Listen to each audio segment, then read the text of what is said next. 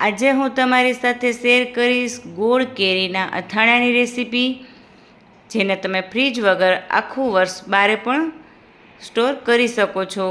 તો મેં અહીં આ ગોળ કેરીનું અથાણું બનાવવા માટે 2 કિલો રાજાપુરી કેરી લીધી છે.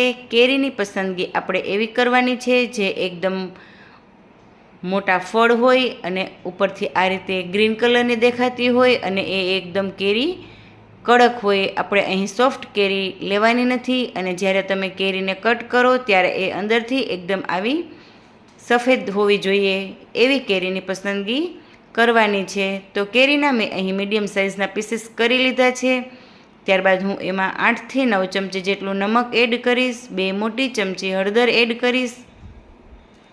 આ બંનેને હું ચમચાની મદદ વડે કેરીમાં વ્યવસ્થિત મિક્સ કરી લઈશ. હવે કેરી ઉપર હળદર મીઠું વ્યવસ્થિત ચીપકી ગયું છે, તમે જોઈ શકો છો. ત્યારે હવે હું આના પર એક મોટી પ્લેટ ઢાંકી દઈશ અને એને હું 2 દિવસ માટે પલળવા દઈશ. તમે અહીં કેરીને 1 દિવસ સુધી પણ પલાળી શકો છો, પરંતુ મેં અહીં કેરીની છાલ નીકાળી નથી એટલે હું એને 2 દિવસ સુધી પલળવા દઈશ.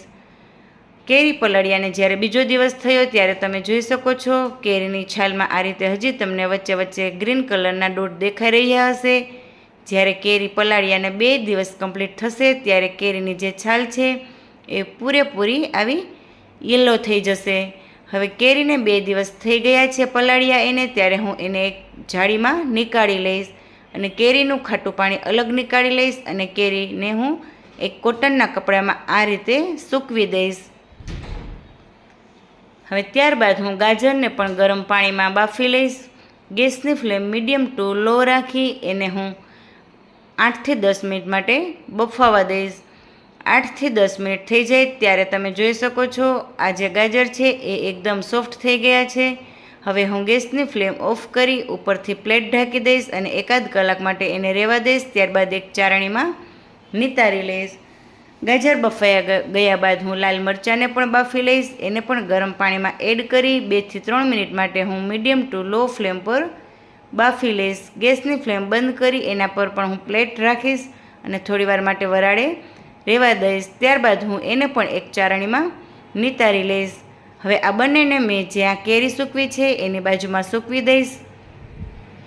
કેરી, ગાજર અને મરચાંને આપણે રૂમ ટેમ્પરેચર પર સૂકવવાના છે અને ઉપર આપણે ફેન શરૂ નથી કરવાનો.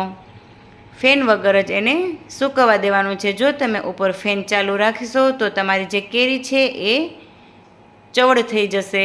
હવે બોરો વઘારવા માટે મેં અહીં 200 ગ્રામ ધાણાના કુરિયા લીધા છે, 150 ગ્રામ રાઈના કુરિયા લીધા છે, 100 ગ્રામ મેથીના કુરિયા લીધા છે, 50 ગ્રામ વરિયાળી, 1 મોટી ચમચી હિંગ, 15 થી 20 નંગ મરી, 15 થી 20 નંગ લવિંગ લીધા છે. હવે એના ઉપર હું 250 ml જેટલું ફૂલ ગરમ કરેલું તેલ એડ કરીશ. તેલ અહીં ગરમ આપણે એડ કરવાનું છે એટલે આપણા જે કુરિયા છે એ એકદમ સરસ ગરમ તેલમાં સંતળાઈ જશે અને કુરિયામાંથી તમને જે કાચી વાસ આવતી હશે એ પણ દૂર થઈ જશે અને કુરિયામાંથી સરસ સુગંધ આવવા લાગશે. હવે આ રીતે બધું જ તેલ એડ કર્યા બાદ હું ચમચાથી વ્યવસ્થિત એને બધા જ કુરિયામાં મિક્સ કરી લઈશ એટલે આપણા જે આ કુરિયા છે એ બધા જ તેલમાં પલળી જશે. હવે જ્યારે આ બોરો છે એ થોડો ઠંડો થાય ત્યારે હું એમાં 1 ચમચી હળદર એડ કરીશ. અહીં આપણે આ મસાલા ગરમ હોય ત્યારે એમાં હળદર એડ નથી કરવાની, નહીં તો હળદરનો કલર ડાર્ક થઈ જશે. થોડો ઠંડો મસાલો થાય ત્યારબાદ એમાં હળદર એડ કરશો તો હળદરનો કલર સરસ જળવાઈ રહેશે.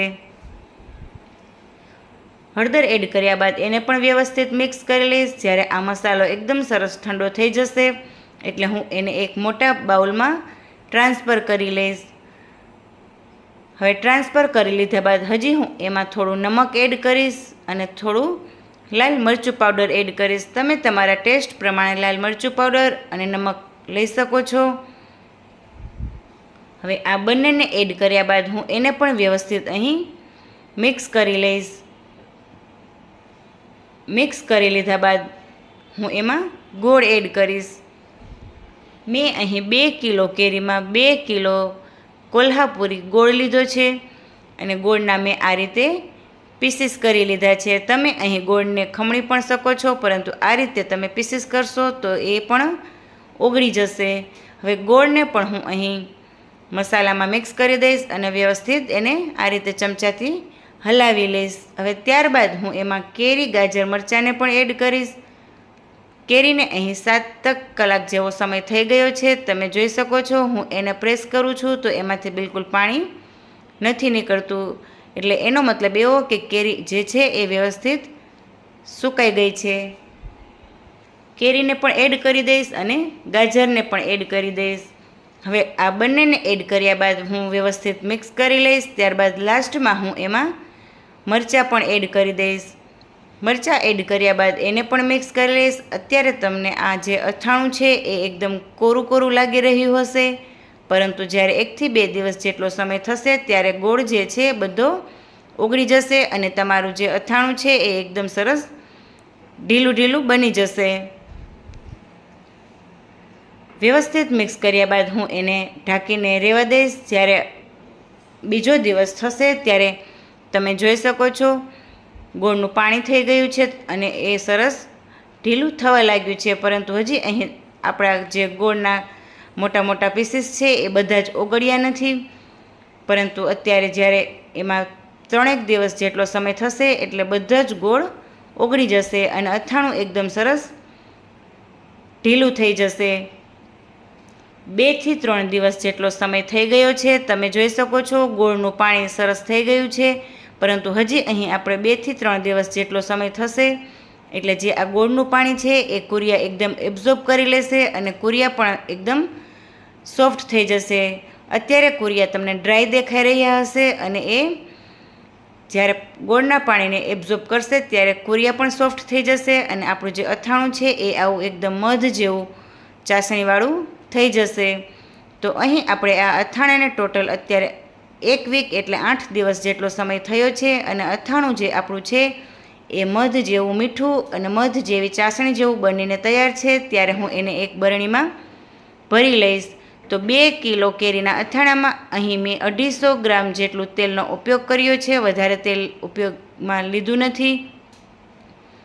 તો હવે અહીં આપણું આ જે અથાણું છે એ બનીને તૈયાર છે અને આખા વર્ષ માટે મેં એને બરણીમાં ભરી લીધું છે. Thank you for watching.